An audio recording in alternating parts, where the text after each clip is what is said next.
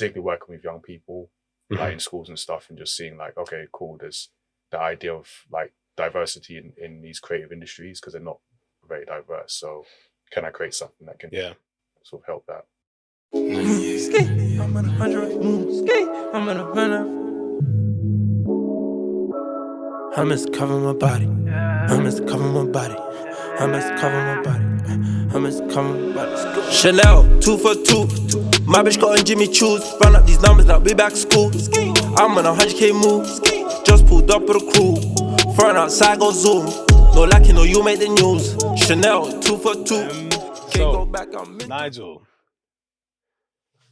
former software engineer turned creative entrepreneur, co-founder of Mayamada. Mayamada is a manga brand set within a universe of original characters and stories. So is it like your own Marvel universe? Yeah, that's the idea. Like shared universe of characters, different stories within that universe that have some connection to each other. Built a brand that reaches across comics, video games, youth engagement, and in 2019 was recognized as a member of the nationwide 56 Black Men campaign. I just quickly have to touch that point because a Black founder and manga comic universe, in our normal way of thinking and society, those two things don't really go together. Or do they? Is this like some kind of misjudgment from myself, or is this like a societal judgment? No, judging from the people past my table at conventions, no, it doesn't go together. Yeah. The confused expressions tell that story. It I guess in that sense, no, it doesn't fit the perception of what someone who would be creating, selling not only manga, I mean manga specifically, but even just comics as well. Doesn't fit that. I also like the idea of creating something where people enjoyed what they do, wanted to get better at it. Because I was in a place where I didn't necessarily want to care to get better at what I was doing. I was happy to like coast in a sense, and so I think that still is like the underlying drive, and then again along the way, it's just particularly working with young people, like in schools and stuff, and just seeing like, okay, cool, there's the idea of like diversity in these creative industries because they're not very diverse. So can I create something that can sort of help that? In the current global situation that we find ourselves, can you see a holiday coming up? I need to. Yeah, I need to see a holiday. If it's not there, it needs to be. I think one of the things actually over the past few weeks have been particularly busy, just realizing needing to like two things, both of these things.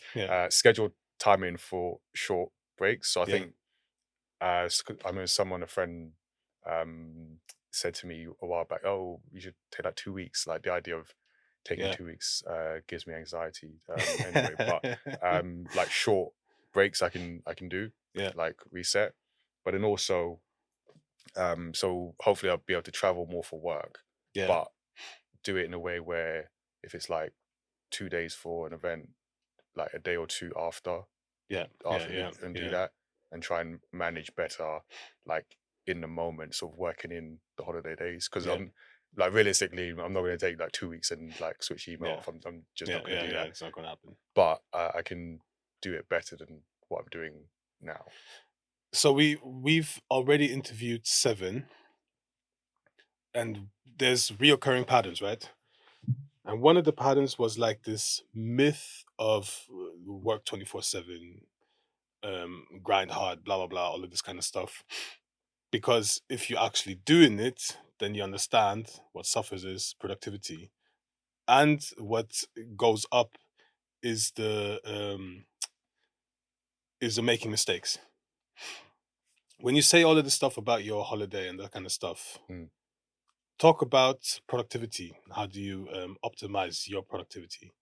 How do I optimize it? I'm gonna have to give you a hypocritical answer. Because what I'll probably say is what I'm not doing. It's the problem. But I think being able to like delegate things. Again, so it's not what I've been good at recently, but having like some kind of team. Mhm. And I think part of the problem when you're doing the entrepreneur journey is that you're the person who takes on the majority, or if not all of the things, which is not a it's not a good place to stay, even though I obviously understand why you need to be in that place, but you don't want Yeah. to stay in that place. Yeah. So part of the work of an entrepreneur should be, how do you put people in some capacity to be able to offload some of the stuff that you Yeah. do, so you can be more optimal in the things that only you can do. So there's a lot of things that I do that I don't have to do. Yeah. It's just that Yeah. I'm the only one to do it. But it doesn't have to be like that. It's not a sustainable Yeah. way to work. So I think That's that's a one of very the interesting that you say that. Scaling sustainability and that kind of stuff means that you cannot be the head of your company, as in like actively be in charge of everything. Because I can't, if I scale the business, I can't Mm, scale you. You're only one right, thing. You know what I'm saying? sure. How do you work around that? Uh, Processes, I think. So one of the things I'm thinking of for next year is how to offload a lot of the stuff that's in my head that I just Yeah. do, Yeah. so that someone else can follow. Yeah. And not follow like a robot follow, but Yeah. here's the guidelines. Here's what I have been doing.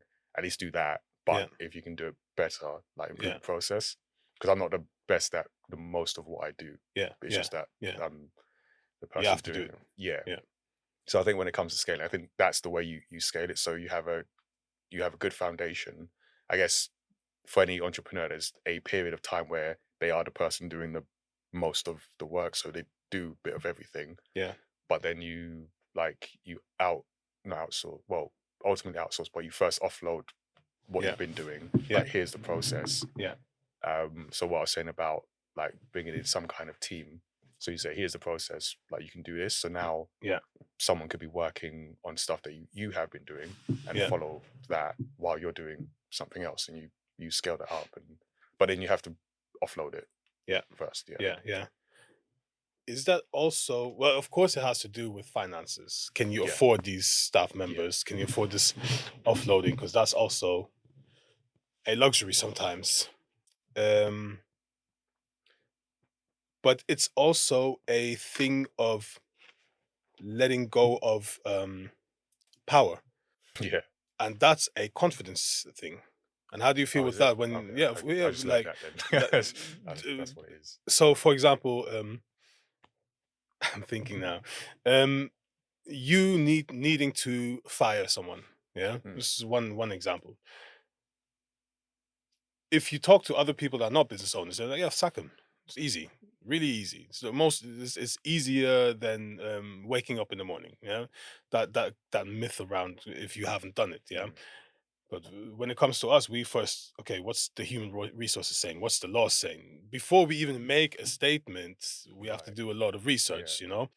Um, which takes away time, and you're dealing with legalities because Mm, if you get this wrong, it will hit you back big time. mm, Um, and but you are the business owner, where like you said beforehand, the buck stops with you. But mm, that also means people won't do the job as well as you do because they are not the owner of the company. mm, Like so you have to be confident enough to delegate a certain task, because every task is important.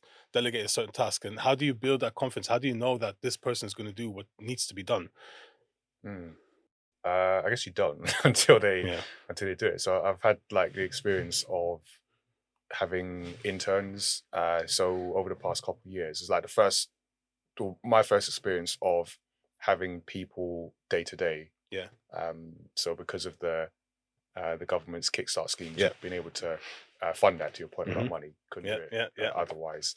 So, and it was like young people, so sort of early 20s, or like I think between 20 and 24. Yeah. So I was dealing with. So it's people who had, maybe they've had some kind of job, but not this kind of job, maybe, Yeah. or maybe this is their first kind of like real job out of university. Yeah. So you don't, Yeah.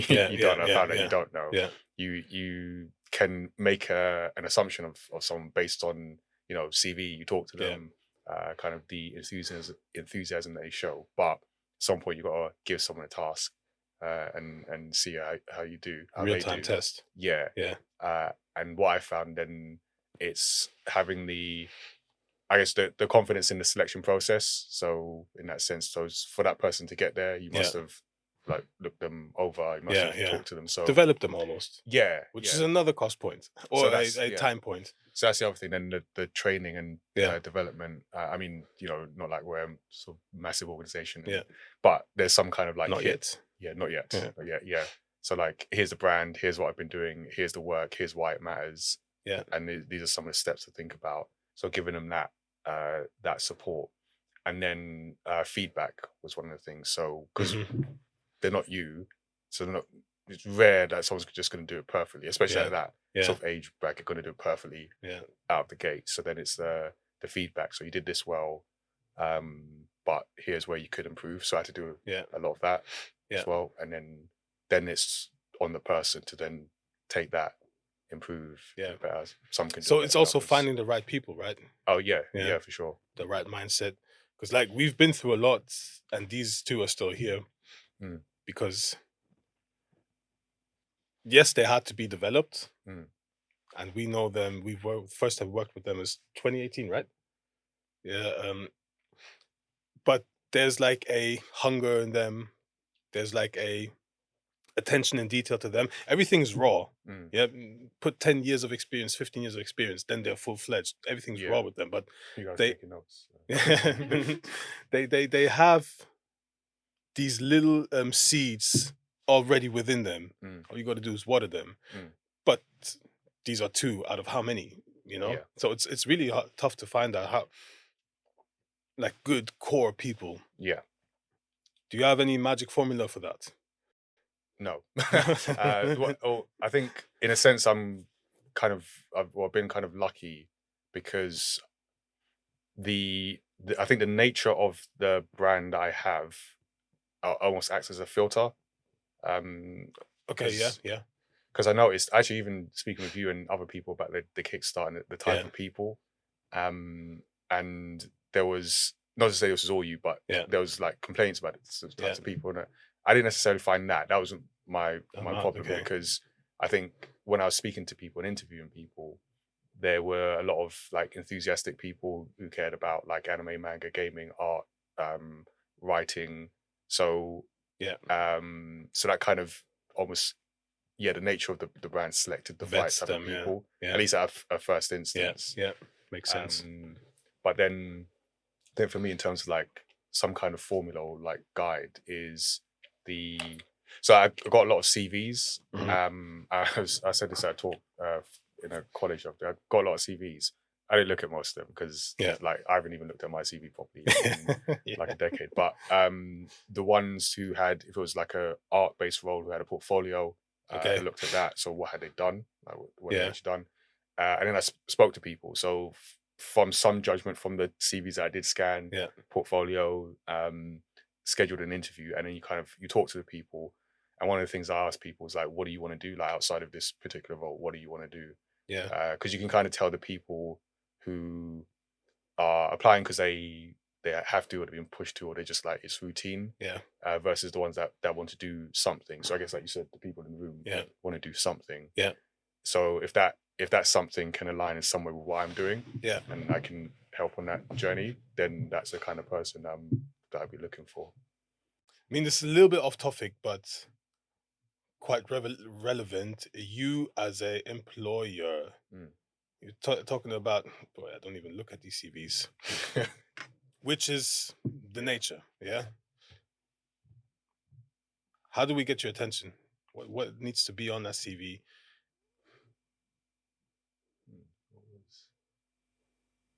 Okay, that's a good question. I think it starts with the email, because so I'll give the example in this specific instance of the Kickstart scene, because that's my, to this point, my only experience of like employing someone and doing all that. So and because of the nature of the Kickstart scheme, people have to be on universal credit, so they're going through the job centers. So you can, from that first email, you can tell who has been pushed to do it, because for example, Yeah, okay, yeah. Emails that start with "Dear Sir, Madame," Yeah. to whom it may Yeah. concern. I'm by no means famous, but it's not difficult to find out Yeah. I'm the person who was yeah. on the True. There's only one person, Yeah. and my name's on the website, Yeah. so it's not difficult to True, see true. who has actually looked at the website and Yeah. seen, "Hello, Nigel. Yeah. I like your brand. I'm into anime, manga, video games, Yeah. whatever it may be." So just that basic step of Yeah. like, oh, I've identified who is responsible Yeah. for this. Then it comes to the 2 minutes of research. just look at it, go to your about, Yeah. and it's there. And then it's like the interest. So you don't have to be someone who's into anime, manga, video games. Don't have to be, but if you are, then it's like, okay, cool. That tells me that someone who will. I was going to use like a cliche phrase of go above and beyond. Go on, yeah. Not necessarily that, but just someone who will care about the work, because Yeah. I care about the work. Yeah. So you want someone who also has some level of care about care and interest. So there's that, and then being able to identify where they might fit in. So I had there were 4 roles that I put out for. Yeah. So if you can say like, I'm an artist, I've done this, and I think I can fit in this way, then it's like, okay, cool, you're doing part of the job for me, because now I don't have to think where you go. Yeah. You can go here. So I think those 2 things, just the basic sort of identifying who's responsible, showing that you have some kind of care, even if it's not directly a thing, but if it relates somehow, and then how do you fit in to this organization in some way. Interesting. And there was another thing, because you talked about the portfolio. Was it a link that they sent to the portfolio? So is it something that make your life easy? Yeah. I tell this to like people in college as well. Because when you're on that side of your sending, like it's just you. So you've done your CV, you put your stuff together, and you're sending that email. But then you think the person who you're sending it to is getting a load of a load of messages, a load of emails. They're looking for reason to cut that workload. True. So this is why, like, I say I didn't read most of the CVs, because if I see like to whom may concern, I'm out. You have to have some kind of efficiency, some kind of system as well to filter through. It's just too much. I'm already doing too much. I don't want to make it sound like I've got some massive company. I just no. It's true. I can verify that with you. So I just like people are looking for reasons not to read everything. So don't give them that, basically. Okay, interesting. Take notes. So one of these questions we ask is, why you? What makes you unique? Because you're not just, at the very core of it, you're only doing business. If you look a little bit deeper, you're fighting real barriers. You're fighting real judgment. You're fighting for a new society. Yeah, and let's not get it twisted. That's what you're doing, and that's what, or that's what you're standing against. Right.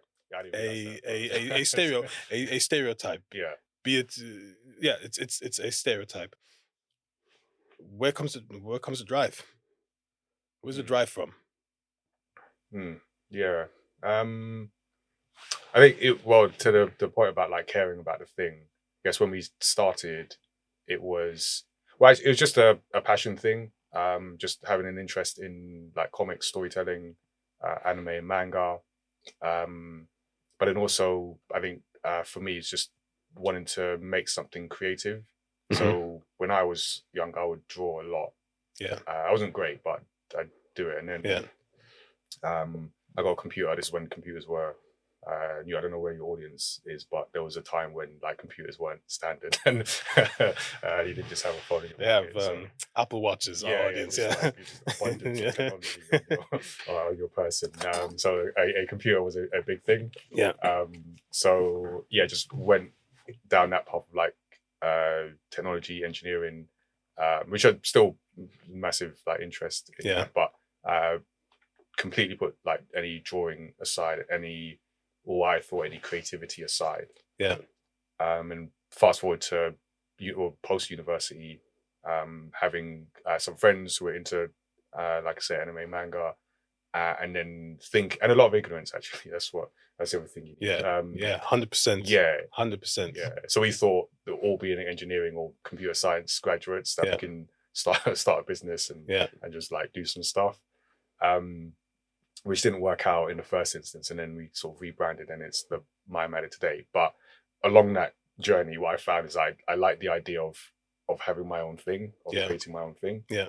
And then also something where, because I didn't hate my job, but I at the time spoke to people, and sort of since, who don't like the job, don't like the people they're working with, whatever combination of that.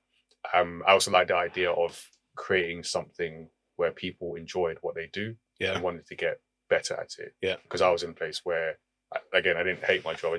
I got to a point where I didn't necessarily want to care to get better at what I was doing. I was happy to like coast in a sense. And so I think that still is like the underlying drive. And then again, along the way, it's just particularly working with young people, like in schools and stuff, and just seeing like, okay, cool, there's the idea of like diversity in these creative industries, because they're not very diverse. So can I create something that can sort of help that? I was just asked this question because I was speaking to Ayana earlier. She is studying digital film production. Talking about her course, there's about 100 or 200 people there. About 130 people, students. 5 Black people, 2 of them female Black. Yeah. So, And you're one. and she's she's the 50%. Yeah. And I'm thinking like, look, she like we're older now. She's 22, 21 years old. Why try and go into this? You know this is not for you. It's statistically, physically, your eyes are seeing this is not for you. Why go into it? Right, is that a question we should ask? No, it's but how did your uni course look? Was it kind of similar? Oh yeah. So no, there were, so my course, there were other Black people. There were sort of people of different ethnicities. It was definitely the minority, but there were other people. When I started working, and so my placement, I worked in Cambridge for my placement year, so that's like I was the only Black person within eyesight. Actually, I think when I was in Cambridge was the first time I did the Black guy nod, where you just like meet another Black person. Yeah. Cambridge, we're coming for you, man. Yeah. We're gonna populate that one. Yeah. So in that sense, you look. I think for me, consciously, that didn't necessarily bother me. Even when I graduated, I was the only Black person in the engineering department, and one of I think like 2, and then there was like a couple others that came before I left. So in that sense, it's like this isn't for me, and that's part of the problem with lack of representation. But on the flip side is, if you ignore the external realities and you think about what people enjoy doing, you'll find like, Black people enjoy like comics or enjoy making film, enjoy these things like internally. It's just, I mean, it's not a shock to this room, but some people will be surprised that Black people are human, and humans like these different things, all sorts of things. So in that sense, it's a no-brainer. It just, when it comes to the, okay, can I do this like seriously for real? Then you look externally, you see, okay, I don't see anyone in these spaces that look like me. That must mean I need to stay in this this box. And I was the reason I was taking you down this path of conversations, because you said something very, very, very crucial: ignorance. And ignorance is kind of a bad word. Like, if you're ignorant, you're a bad person, kind of thing. But we are all ignorant because we don't see that. Right. It only became a problem when you made it a problem for us. Like, me and Joe didn't think we are Asian, we are this, we are that, she's female, blah, blah, blah. And now with the statistic, we can't do it. You had a passion for what you do. The other business owners I talked to, purpose, passion, whatever it was ignorant. It was based on ignorance of what reality currently is, and I'm just going to do my thing. is that something that you agree with? Like, and also, where does your ignorance, because ignorance is strength, when you only focus on what you want to focus on, where does that strength come from? Again, I'm always going back to your, where does this pool of strength comes from? Yeah, I guess ignorance in a sense, like ignorance in the sense of if you if I were to think about what everything that was involved, Yeah, you might not do it yeah, because it's just a lot. yeah, And my background is engineering, so that's yeah, my degree. So I yeah, have no background in yeah, anything that I was doing. So if you think about it, and someone goes, you got to do this, and you got to spend like you think it will take 2 years after you're leaving your job, it might take 10. It yeah, might yeah. take more before you like really sort out. Mhm. Do you want to do this? I might go. Actually, I'm going to Yeah. come into work the next Yeah, yeah, next yeah, week. yeah. Forget that. So in that sense, you is the ignorance to just go, Yeah. and then like just go in and do something. But in terms of like I guess resilience, like that inner strength, I think part of it is just stubbornness. Sort of, I guess my dad was quite stubborn, so maybe just picking up a lot of that. But then I think because recently I've had a couple reminders of like the why you do something in and amongst the frustration or the sort of negative around like running a business and doing all that, and you find like it's like people you talk to people who don't know, you just see like the stuff like if it's a convention, the stuff on the table, or if it's a workshop like interacting with young people, and then you find I guess the need for what you're doing, and you kind of like focus on that and need for what you're doing, and looking at other success stories and other people that are doing, if not exactly the same thing, but have gone through that as well, and then you remind yourself that it's possible. I think that's the thing that to come back to is like it's possible. And this is the reason why I asked about your strength, because I'm assuming now that you didn't have someone to look up to in what you're doing right now. So a Nigel that's into comics and manga and all that. Did you have someone of your skin color? That's basically, you know. The reason I'm asking is because Nigel and myself, we work together, and now I see a lot of young people, kids, could be 8 years old, could be 14 years old, could be 16 years old, trying to find their identity and whatnot, and doing all kind of dumb stuff. But now they have someone that's representational to them. Okay, this line of work, I'm totally into it. There's a guy like that looks like me, and he's doing it, so I can do it as well. So the door has now been opened. Yeah. Did you have it? And that's why I'm asking. For you, the door wasn't open. You needed strength. You needed your own, right?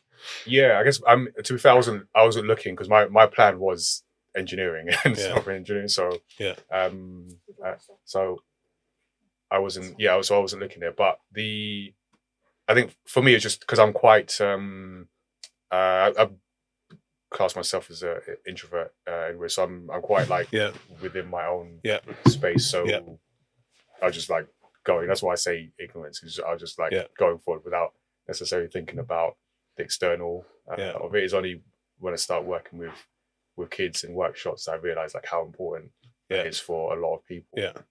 So no, I didn't have necessarily like this person who looks like me specifically to go after. Just like a stumbling along the way, and then realizing, oh, I'm here. So upon reflection, like when you look at it now, I must congratulate you for who you are, what your business is, but most of all, what you represent, because you represent progression. Okay, I'll take that. Take that, yeah. You take that. With everything that's happening right now, your the global economy, and being a business leader, was there ever a time you wanted to quit? And how did you deal with that situation, or how did you overcome it? Yes, multiple times, very recently, and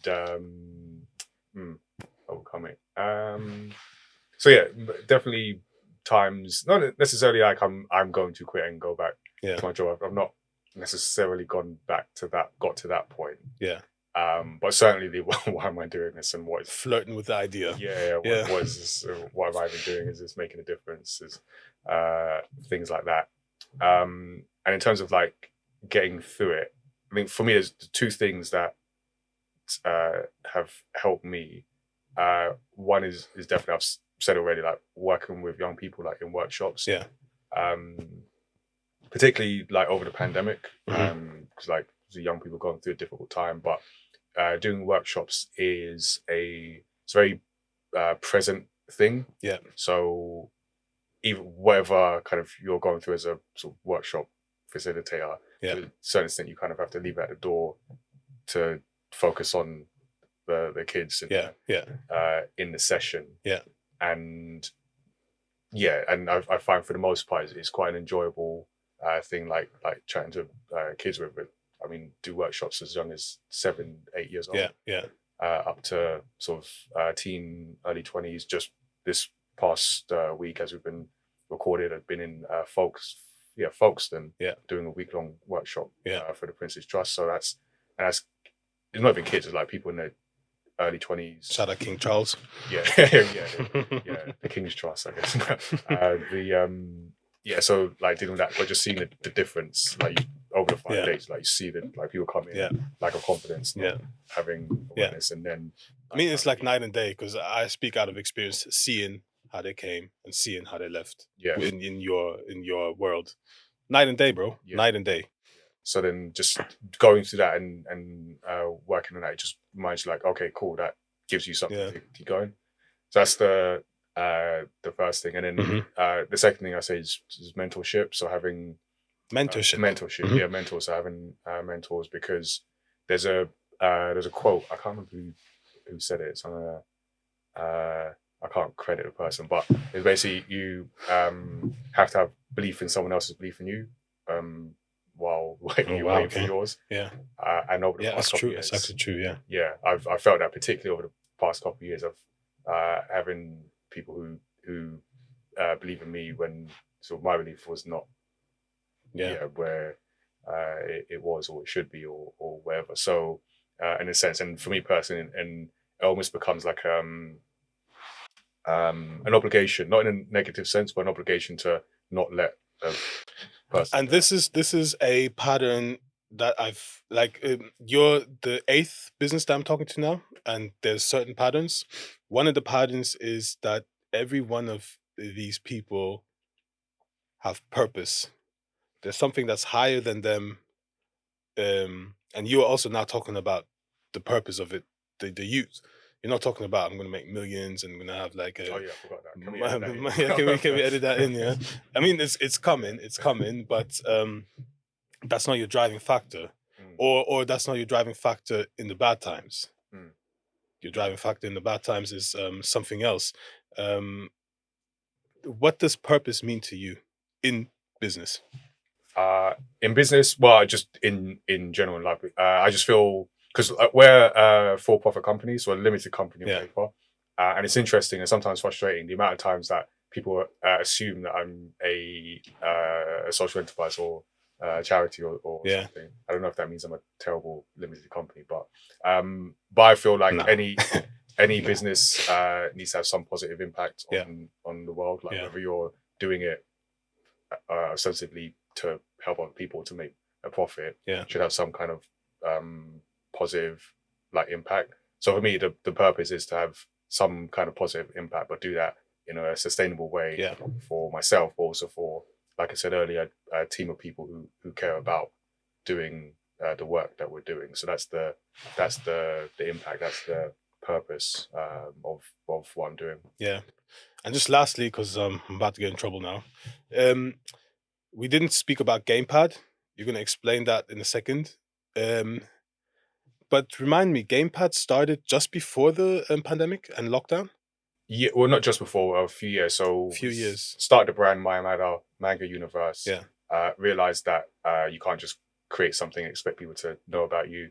So started an event, GamePad, using video games as a way to bring people to our brand. So this was about 2015. Okay, sorry, my bad about the dates. Wow, it's in a different form than it is now, but So we built up a series of events that we were doing, where people come together to meet other people. Pandemic comes, obviously you can't do that anymore. So then it stopped, and we started doing like online things, and now we're kind of combining the two, in person and online. When's the next one? That's a good question. So we just had one, actually. We had a live stream, but we produced a live stream from Samsung KX. So we worked with them to like use their camera equipment. Oh, snap. Okay. Did that. So that was a cool experience. The next one will be 2023. Don't have a specific date yet, but working on a schedule of like events over the year between like GamePad and our diversity campaign. Do I look like a gamer? So. Oh, wow. Okay. Taking it there. Yeah. You're taking it there. Yeah, Nigel, amazing. I mean, we're gonna put all of your socials in there, make people to follow you, link your GamePad, and the universe as well, and get people just looking at it, because it's incredible. It's incredible, and the thought process behind it, and I think the detail behind it all. Not just the business, the characters itself, and how this universe is created. And then the business, It's just incredible, and it's really inspiring. And the one thing that I've seen with you mostly is like that you've taken all of the hardship, but now being a Black person into manga, into creating a business out of that market, to us is normal. So no, it's normal. It's like, what, Nigel does it, you know? And now I can tell you maybe 100 kids that are going to follow this path. If they make it or not, I'm not talking about that. But it is a option, is a possibility in a young person's mind. Yeah, I think that's the thing. Yeah, you want it to. There's options. People don't always understand they've got options. Yeah. So we applaud you on that one. And with that, we'll end this discussion. Cool. Thank you so much, Nigel. Really, really cool. 98.